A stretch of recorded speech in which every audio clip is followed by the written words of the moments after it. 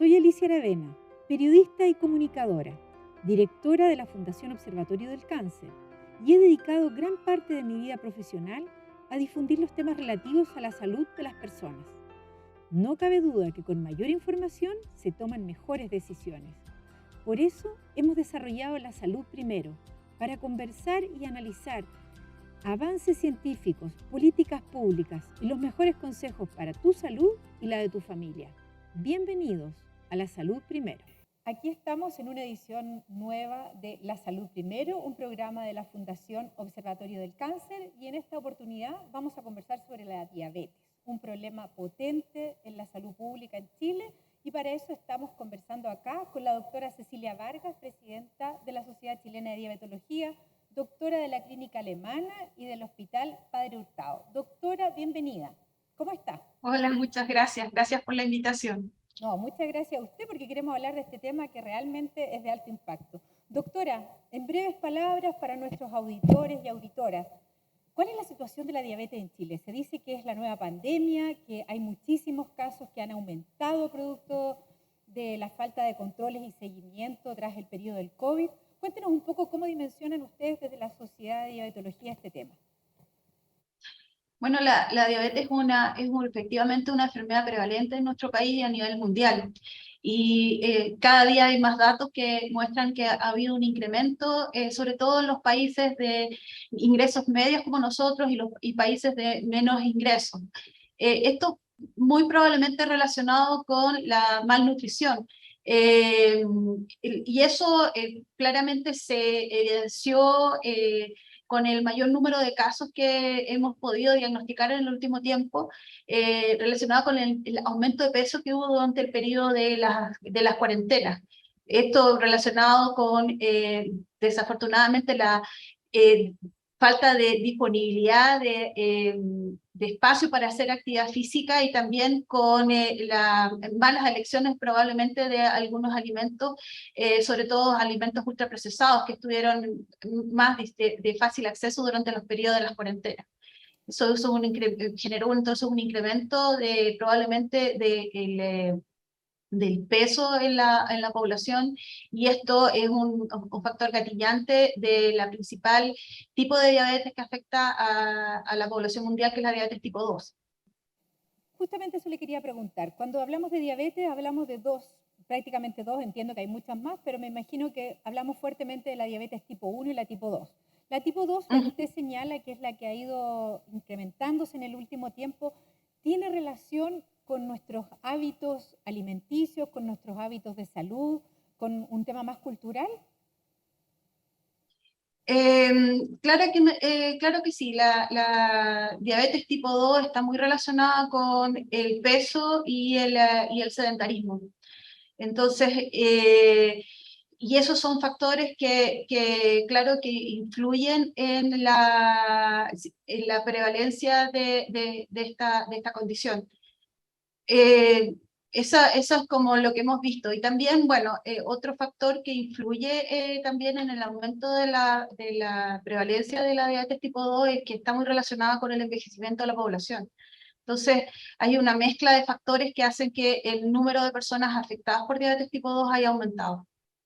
¿Hay una idea, doctora, de a qué nos estamos enfrentando?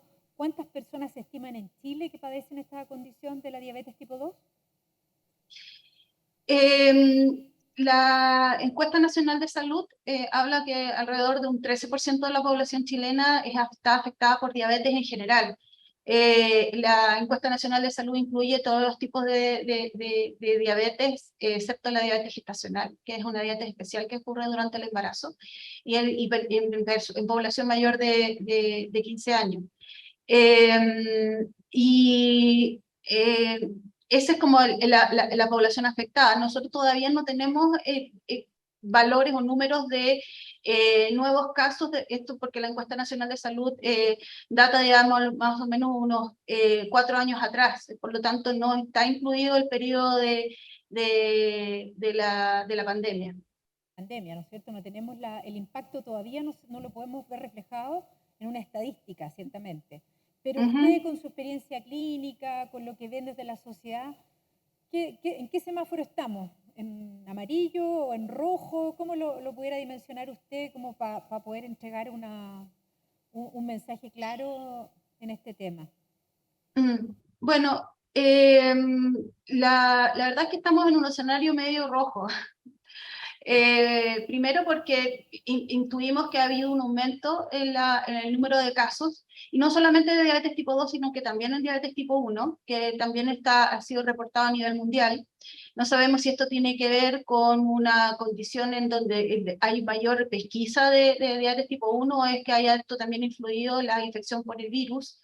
Pero también estamos en rojo porque hubo mucho retraso en atenciones que tuvieron que ser postergadas por las atenciones por la enfermedad de la neumonía o la infección por COVID. Y esto claramente significó un aumento en las listas de espera o en atenciones retrasadas y, por supuesto, en ajustes de terapia. Uno de los principales problemas que tenemos en relación a la diabetes es que la diabetes es una enfermedad que es dinámica y que uno tiene que estar haciendo ajustes de la terapia en la medida de que va avanzando la enfermedad. Entonces, si queda por un periodo en donde no hay atenciones, no hay controles, puede haber una enlentecimiento en la toma de decisiones en relación a cambios de medicamentos o conductas en relación a la atención de las personas con diabetes. O sea, exige no solamente por parte de los servicios de salud una posición muy activa, muy comprometida, también de los pacientes, de manera de que se pueda ir no solo trazando mejor la enfermedad, sino que teniendo mejor éxito, ¿no es cierto? Un mejor desempeño de los pacientes en su tratamiento. ¿Qué podríamos hacer, doctora? ¿Qué desafíos tenemos? Porque en realidad hay muchas cosas que tienen que ver con políticas públicas, ¿verdad? Sí, una de las principales dificultades que tenemos es que nosotros sabemos que el manejo de la diabetes es un trabajo que es multidisciplinario, o sea, se debe incluir equipos de salud, no solo médicos, sino que enfermeras, nutricionistas, psicólogos, etcétera, que estén preparados para el manejo de estos pacientes, y esto hay déficit a nivel, no solamente a nivel público, sino que también privado. Y eso es algo que tenemos que preocuparnos. Nosotros como sociedad científica estamos tratando de mejorar la educación o la capacitación de las personas que manejan a las personas con diabetes para que sea una atención de mejor calidad. Y la otra limitación que tenemos es la accesibilidad a horas disponibles de estos especialistas, o sea, no solamente gente preparada, sino también horas disponibles tanto a nivel privado como a nivel público fundamentalmente. Y la otra limitación en la accesibilidad es que tenemos problemas con los medicamentos. Tenemos todavía fármacos para tratar personas con diabetes tipo 2 que son muy antiguos y que se grita, ¿cómo que se llama? Se necesita a gritos, digamos, un cambio una actualización de las canastas de fármacos en la canasta GES para personas con diabetes tipo 2. Las guías clínicas y la canasta que usted hace referencia, ¿de qué año están vigentes en nuestro país? La verdad es que la canasta no se ha modificado por lo menos desde el 2005, 2006, cuando se creó estamos hablando de diabetes tipo 2. Desde cuando se crearon, se inició el GES. O sea, Okay. seguimos teniendo insulina NPH, insulina, o sea, fármacos como metformina y glibenclamida, que son muy buenos, sobre todo la metformina, pero la glibenclamida, la verdad es que es un fármaco que ya está como muy antiguo y no se han incorporado nuevos medicamentos desde que se creó la canasta GES para diabetes tipo 2. Se han actualizado las guías, es cierto, se han modificado las recomendaciones, pero los fármacos siguen siendo exactamente los mismos, sobre todo a nivel primario. En atención secundaria, claro, había algunas mejoras en relación a nuevas insulinas, pero en relación a terapia farmacológica que está disponible en la atención primaria, que es la que trata la gran mayoría de las personas con diabetes tipo 2, seguimos teniendo los mismos fármacos desde hace más de 15 años. Mucho por hacer, Mm, doctora, mucho sí. por hacer. Le agradecemos mucho este tiempo que nos ha brindado la doctora Cecilia Vargas y le cuento que estamos acá con Marcelo González de la Fundación Mi Diabetes, con quien vamos a conversar y profundizar la perspectiva desde el paciente y cómo ellos están también empoderándose en ir conquistando estas demandas que usted claramente nos ha señalado. Doctora, muchísimas gracias. Muchas gracias, chao. Marcelo González, Fundación Mi Diabetes. ¿Qué piensas de lo que nos ha señalado la doctora respecto a que en definitiva hay un desafío y una tarea muy grande que hacer desde la sociedad, ¿no es cierto? No solo los médicos, sino los servicios de salud, desde el Estado propiamente tal. Antes que todo, gracias por la invitación a este espacio para hablar de salud y en particular de diabetes, que es un tema que nos convoca a mucha gente. La doctora hablaba de que había una prevalencia de alrededor del 13% de personas con diabetes mayores de 15 años en Chile, según la última encuesta de salud. Si uno de pronto investiga o bucea, como algunos pacientes que somos un poquito más metiches porque queremos aportar, podemos encontrar a nivel de Superintendencia de Salud, que tiene publicado cuántos pacientes son beneficiarios del GES, tanto para diabetes tipo 1 y tipo 2. Y en el GES, una de las últimas cifras que yo vi en diabetes tipo 2 eran alrededor de 1.700.000 personas. Y en diabetes tipo 1, 27.000, bastante menos. Con ese nivel de personas, en donde podemos dar a entender que cualquiera familia, cualquier persona en este país puede tener un conocido, si es que no es él, la persona que tenga diabetes, quiere decir que es un tema que nos está ahogando y no nos estamos dando cuenta. Porque, como decía la doctora, efectivamente hemos visto un detrimento en el tratamiento en función de los avances de la ciencia. Claro, y ahí es donde... Cuando ella nos dice de que los medicamentos que están en la canasta están desde el año 2004-2005, o sea, claramente, además lo sabemos, las investigaciones, la ciencia avanza. O sea, efectivamente, nosotros vemos en temas tecnológicos que uno está cambiando dispositivos cada 18 meses. Exacto. Y si bien es cierto, no podemos hacer el parangón exactamente con un tema sanitario, pero sí en los últimos 15 años han habido muchos avances y efectivamente esos medicamentos de última generación que han demostrado con estudios clínicos que son efectivos y que sirven, no están llegando a la población. O la población está haciendo un esfuerzo extra, pagando de su bolsillo, medicamentos que de pronto deberían estar al alcance de todos porque tenemos el GES, tenemos Ricarte Soto, que son dos leyes que nos benefician. Claro, hay instrumentos por los cuales los pacientes podrían acceder, sin embargo no están, bueno, como decía la doctora, hemos pasado por el tema del COVID, que postergó muchísimo los controles. Cuéntanos un poco de la perspectiva de los pacientes, ¿cómo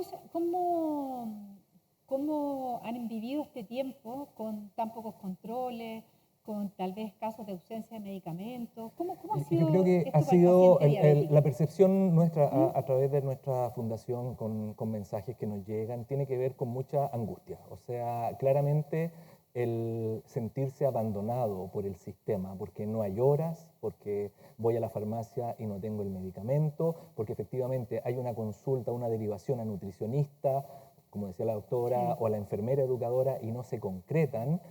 Y como en principio la diabetes no duele, parece que no pasará nada. Y terminamos atendiendo complicaciones, que es lo que se está viendo hoy día, precisamente debido al abandono de este sistema que se volcó 100% al COVID, y podemos entenderlo, pero llegó el momento de decir, ok, las mismas autoridades dicen, vamos a tener que aprender a vivir con el COVID. Ok, el COVID en un cajoncito, en esta sección, y diabetes, y todas las enfermedades crónicas en las otras. La población se está haciendo mayor, como decía la doctora. La población está teniendo más patologías crónicas, más comorbilidades. Y si hay una que afecta multisistémicamente al organismo de una persona, es la diabetes. ¿Cómo vamos a proteger ojos, riñones, extremidades, si no estamos tratando la base, que es generar un mejor control en las personas con diabetes con su tratamiento original? Ahí es donde la gente de pronto hay angustia, hay abandono y algo hay que hacer. No, sin duda. Ustedes desde la Fundación Mi Diabetes entiendo que están impulsando alguna campaña, alguna acción para poder poner este tema adelante, para poder visibilizarlo. Cuéntanos un poco cuáles son las demandas que A ver, yo creo que el tiempo es ahora y no podemos dejarlo pasar. Las circunstancias nos han llevado a asumir ciertos liderazgos y efectivamente cuando te das cuenta que parece que este colectivo de la población no tiene voz, nadie les permite amplificar sus demandas, uno dice, algo tenemos que hacer. Y efectivamente yo creo que lo primero es visibilizar la diabetes tipo 2 a nivel de sociedad completa, con el conocimiento de cómo se diagnostica, cuáles son los síntomas, hasta los nuevos tratamientos y qué se puede hacer más allá para mejorar eso en el futuro. Los indicadores internacionales nos dicen que alimentación, cambio de estilo de vida, medicamentación, educación, apoyo de pares son claves. Y ahí es donde nosotros queremos hincarle el diente. Sin embargo, eso a veces no es suficiente. Necesitamos más cosas. Porque, por ejemplo, alfabetizar en sus derechos a los pacientes. 2 leyes, Ricarte Soto, auge, que es, no toda la gente sabe a lo que puede acceder y exigir. Si tenemos esas 2 leyes, tenemos un programa cardiovascular a nivel de APS, que también está aportando medicamentos a veces de última generación, no podemos soslayar eso, es súper importante lo que hace ese programa a nivel de APS. Empezamos a ver muchas cosas como muy dispersas, como que tenemos una ayuda de este lado, una farmacia popular, un programa especial en la comuna, farmacias de cadena que ofrecen descuentos especiales para personas con diabetes, lo que en nuestro juicio no debería suceder. ¿Cómo unimos eso en un solo concepto? Y a lo mejor el día de mañana lo que tenemos que llegar es, como ocurre en otros países, vecinos de acá del barrio, de tener una ley nacional de diabetes. Hemos escuchado nosotros, yo como periodista y dentro de lo que son el mundo de las fundaciones, que efectivamente hay como un anhelo de poder regular integralmente todo lo que tiene que ver con la diabetes, tal como se hizo con el cáncer, que se impulsó desde la sociedad civil, una ley que hoy día rige y regula todo lo que tiene que ver con el cáncer. Tú señalas de que tal vez ese es un impulso o un paso, mejor dicho, que deberíamos dar como sociedad. Yo creo que tenemos que aspirar siempre a lo mejor y ahí ir depurando qué se puede conseguir y los plazos que desgraciadamente los plazos de la autoridad, de quienes nos gobiernan, no son los mismos plazos que tenemos los pacientes. Los pacientes necesitamos la insulina hoy y ahora, en este momento, para seguir viviendo. Sabemos que hay un camino largo por recorrer, pero el camino del paciente está plagado de estas dificultades. Está plagado de dificultades. Está plagado de dificultades y somos pacientes. Y sabemos que poco a poco hay que ir avanzando, abriendo puertas, sensibilizando principalmente. La dispersión de estos tratamientos, a nuestro juicio, es lo que también va generando como este desapego. Se habla de falta de adherencia de los pacientes. Yo creo que el sistema te va impulsando a no seguir. La doctora lo decía claramente, el dejar de atenderse. Cuando hay un equipo multidisciplinario, en donde le dan la cita para 2 meses más con la nutricionista y para 3 meses más con el psicólogo, cuando podrían estar todos integrados en una sesión. Un paciente del sistema público, y no soslayemos a los privados, porque efectivamente tampoco la pasamos tan bien, yo soy beneficiario de una ISAPRE, soy cliente cautivo de una ISAPRE, el camino de ese paciente en el sistema público no es un camino de rosas, al contrario, hace que se desanime cada vez, porque tiene que ir un día a pedir la receta y tiene que pedir permiso en su trabajo, en el colegio, en la educación superior, dejar de atender otras cosas por estar ahí. Al día siguiente tiene control con otra profesional, en otro lado, en otro lugar físico, y ahí es donde se va generando ese desapego y esa falta de adherencia. Es muy fácil culpar al paciente de todos sus males, es fácil estigmatizar a la diabetes tipo 2, de que no, es que comieron mucho, no, es que no hacen ejercicios. No se cuidaron, se hicieron la enfermedad. O sea, perdón, pero hay las determinantes sociales de la salud que son muy potentes en este tipo de patologías. No, además, y está estudiado. Está estudiado y somos uno de los países líderes en obesidad en el mundo. Y eso tiene que ver con falta de educación en un montón de ámbitos. Marcelo, tú eres fundador y líder de la Fundación Mi Diabetes, una fundación que ha conquistado uno de los beneficios más importantes que hay entre los pacientes en Chile, que tiene que ver con la bomba de insulina. Marcelo, ustedes con la experiencia y el desarrollo que han tenido como fundación, ¿crees tú que podemos desarrollar una campaña en la cual lograr poner por segunda vez a la diabetes en primera fila? Absolutamente. Yo soy optimista por naturaleza, o sea, tengo 36 años con diabetes tipo 1, fui diagnosticado a los 18 y en ese momento lo que se venía era muy negro, estoy hablando de fines de los 80, mediados de los 80, el 86, y claramente el futuro no era el más promisorio. Si yo me hubiera quedado con esa imagen, probablemente no estaría aquí, no habría impulsado lo que logré impulsar junto a varios amigos, personas que estaban muy vinculadas y muy comprometidas con estas causas de mejoras para todos. A mí no me parece para nada ilusorio pensar en que efectivamente es el momento, porque tampoco está sucediendo solo aquí. Hay un empuje a nivel generacional con el uso de redes sociales, de las nuevas tecnologías, con el advenimiento de nuevos tratamientos y nuevas tecnologías que están demostrando que generan beneficios, que decimos esto tiene que llegar a todos.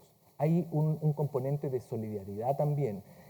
Y las fundaciones, a nuestro entender, hasta el momento, han sido muy benefactoras, muy estáticas en su forma de abordar los problemas. Y en ese sentido es donde falta acción. Y nosotros estamos tratando de movernos. Estamos dispuestos a dar el paso adelante, o como yo lo digo con mucha risa, o quedarnos parados para que los otros retrocedan y asumir la primera línea de una defensa que los pacientes hasta el año 2015, cuando nosotros lanzamos esa campaña, nunca habían tenido antes. En el caso de la diabetes tipo 1, con la bomba de insulina, nosotros visibilizamos una diabetes que para muchos no existía.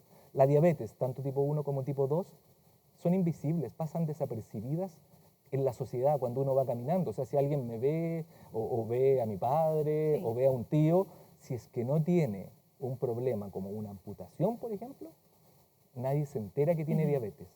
¿Cómo la visibilizamos? Pero en positivo, con gente que ha logrado salir adelante, que a pesar de las dificultades consigue sus tratamientos, que es joven. Pensemos, hay un detalle que no alcanzamos a tocar con la doctora, pero tiene que ver con que cada vez la diabetes tipo 2 se está diagnosticando en etapas más tempranas.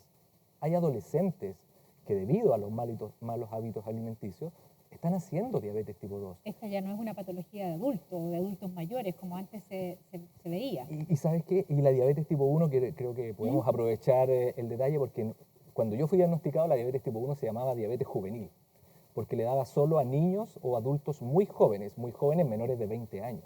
Okay. Hoy día, 1 de cada 5 personas con diabetes en el mundo, según un último estudio, tiene menos de 20 años. Y el mayor porcentaje de diagnóstico es alrededor de los 32 años de edad.